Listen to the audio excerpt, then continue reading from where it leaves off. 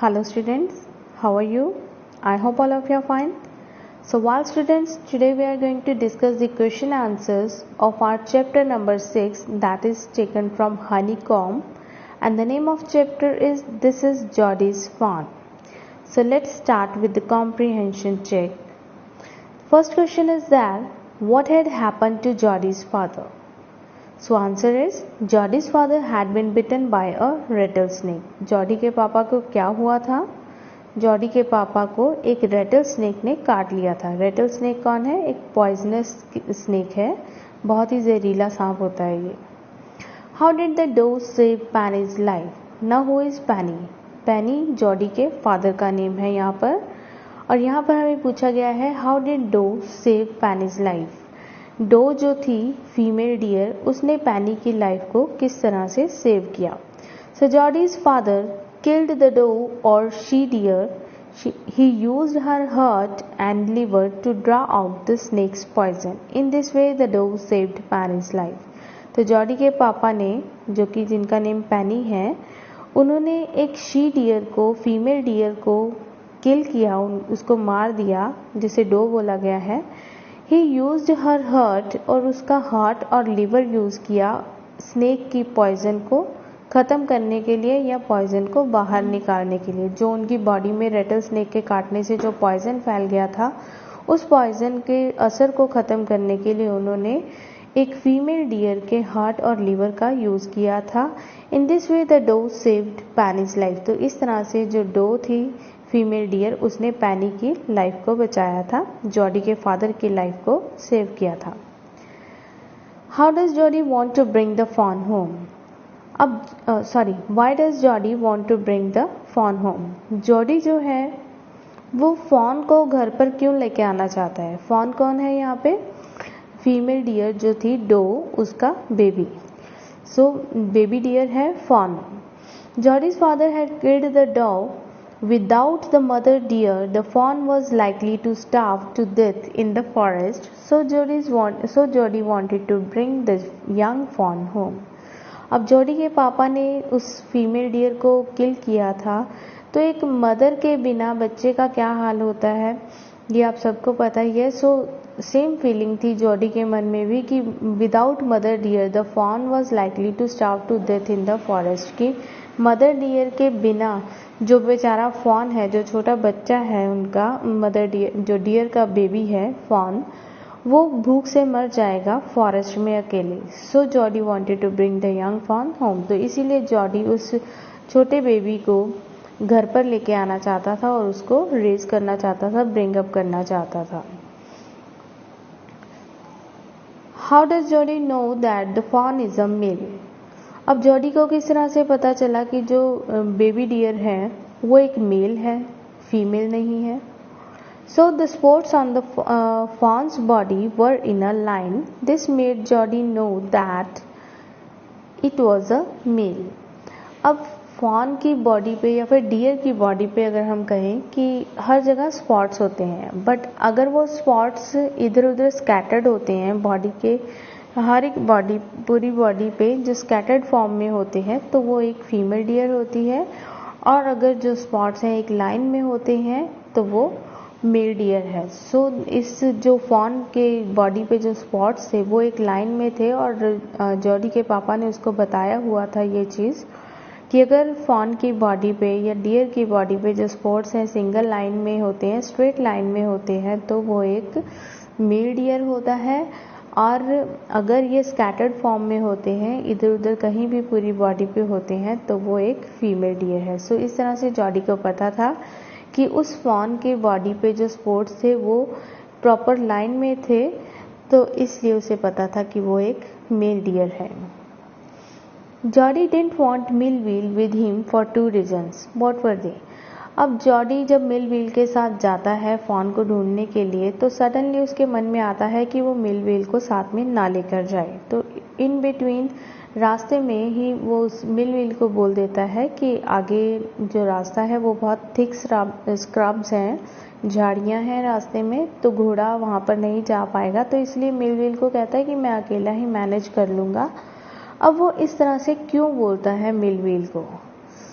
क्या रीज़न था इसके पीछे? Jody didn't want Millwheel to join him in the search for the fawn.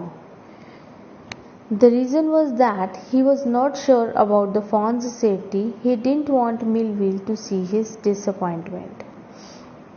यहाँ पर हम ये भी लिख सकते हैं कि Jody didn't want Millville to join him or to go with him in search of fawn because he didn't want to show his disappointment if he is not able to find the fawn. Or the second reason was that he also didn't want to share his experience of lovely meeting with the fawn if he is able to find him. तो यहाँ पर जो लिखा है हमने ये है the reason was that he was not sure about fawn's safety, कि वो फॉन की सेफ्टी के बारे में श्योर नहीं था, उसको ये नहीं पता था कि फॉन उसको मिल भी पाएगा या नहीं. और दूसरा रीज़न है यहाँ पर he didn't want Millville to see his disappointment if he is not able to find the fawn. वो नहीं चाहता था कि मिलविल उसकी डिसअपॉइंटमेंट को देख सके अगर वो फॉन को ढूंढने में असमर्थ रहता है. So next question is there, why was Millville afraid to leave Jody alone? Millville Jordi को अकेला छोड़ना क्यों नहीं चाह रहा था, क्यों उसको डर लग रहा था जॉडी को अकेले वहाँ पर छोड़ते हुए. Millville was afraid that Jody might be lost in the jungle or got bitten by a snake. That's why he was afraid to leave Jody alone. अब मिलविल जॉडी को इसलिए अकेला नहीं छोड़ना चाह रहा था क्योंकि उसे डर था कहीं वो जंगल में गुम ना हो जाए या फिर उसे कोई स्नेक ना काट ले. Next question is there, how did Jody bring the fawn back home? Jody किस तरह से उस फॉन को घर पर लेकर आया? Jody picked up the fawn into his arms and proceeded to home. Jody ने पहले फॉन को अपनी बाहों में उठाया और फिर अपने घर की तरफ चल पड़ा. After covering some distance he kept the fawn down and took rest. अब जॉडी भी एक छोटा बच्चा है तो फॉन का भार नहीं उठा सका इजीली क्योंकि छोटे बच्चे अक्सर थक जाते हैं. अब उसको चलना भी काफ़ी पड़ा था जंगल में उसको ढूंढने के लिए फॉन को. तो उसने जब फॉन को उठाया हुआ था अपनी बाहों में तो थोड़ी देर बाद वो थक गया और थोड़ा डिस्टेंस कवर करने के बाद वो रुक गया. And he kept the fawn down and took rest. फिर उसने फॉन को नीचे रखा, नीचे उतारा और थोड़ी देर रेस्ट करने के लिए रुक गया. Later on the fawn followed him. और उसके बाद क्या हुआ, जो फॉन था उसको फॉलो करने लगा, धीरे धीरे उसके पीछे पीछे चलने लगा जॉडी के पीछे. Thus he brought the fawn back home. और इस तरह से वो फॉन को घर पर लेकर आया. Jody was filled with emotion after he found the fawn. Can you find at least 3 words or the phrases which show how he felt?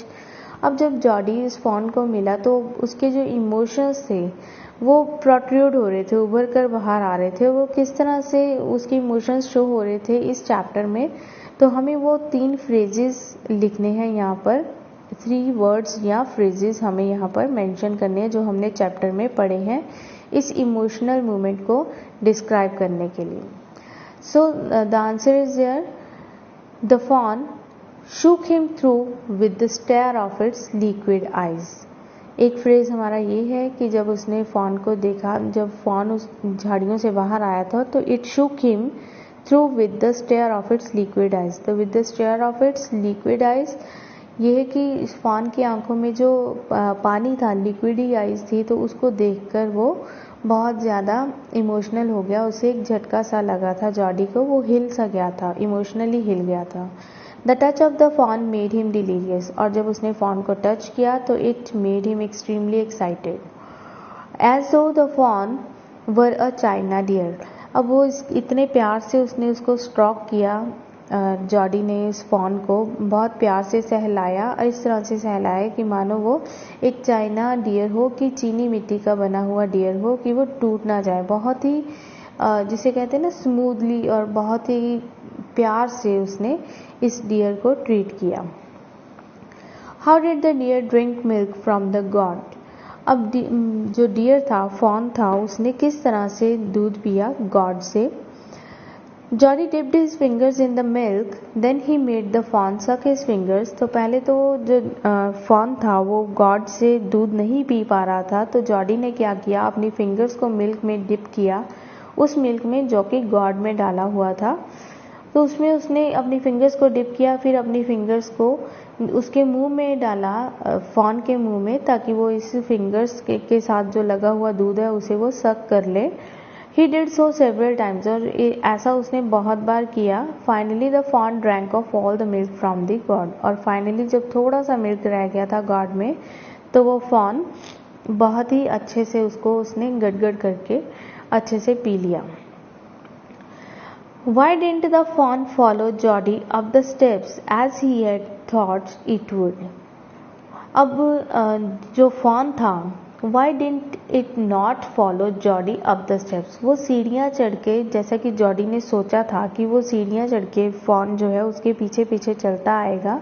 जब वो घर के अंदर गया तो अपने पापा के रूम में जाने वाला था, और वहाँ सीढ़ियाँ थी, पहले सीढ़ियाँ चढ़नी थी, तो सीढ़ियाँ उसने सोचा था जॉडी ने कि जो फॉन है वो उसके पीछे पीछे स्टेप्स चढ़कर आ जाएगा, बट ऐसा नहीं हुआ। Why didn't the fawn follow Geordie up the steps as he had thought it would? अब ऐसा क्यों नहीं हुआ? The fawn didn't know how to raise its feet to climb the steps. ऐसा इसलिए नहीं हुआ, इसलिए फॉन सीढ़ियाँ नहीं चढ़ पाया क्योंकि उसे पता ही नहीं था कि किस तरह से स्टेप्स को क्लाइंब करना है, किस तरह सीढ़ियाँ चढ़नी है। Next question is there, why did Penny Baxter allow Jody to go find the fawn and raise it? अब पेनी बाक्स्टर कौन है? जॉडी के पापा हैं। तो वो क्यों अलाउ करते हैं जॉडी को कि वो जाए और उस फॉन को ढूंढकर उसे घर ले आए और इसको रेज कर सकता है, मतलब उसको पाल सकता है। उसने जॉडी के पापा ने उसे क्यों अलाउ किया? Penny was convinced by Geordie's argument that it would be ungrateful if they left the fawn in the forest to starve. अब इससे ये जब पेनी बाक्स्टर ने जॉडी को अलाउ किया फॉन को घर लेके आने के लिए, तो उससे पहले क्या था, जॉडी के आर्ग्यूमेंट से पेनी कन्विंस हो गया था, सेटिस्फाइड हो गया था। जो जॉडी ने आर्ग्यूमेंट्स दिए थे उस फॉन को घर पर लेके आने के लिए, उसने क्या कहा था कि पापा ये तो बहुत अनग्रेटफुल होगा अगर हम उस फॉन को, बेचारे को, जंगल में भूखा मरने के लिए छोड़ दें, क्योंकि उसकी मदर ने, जो फॉन है उसकी मदर ने आपकी जान बचाई है।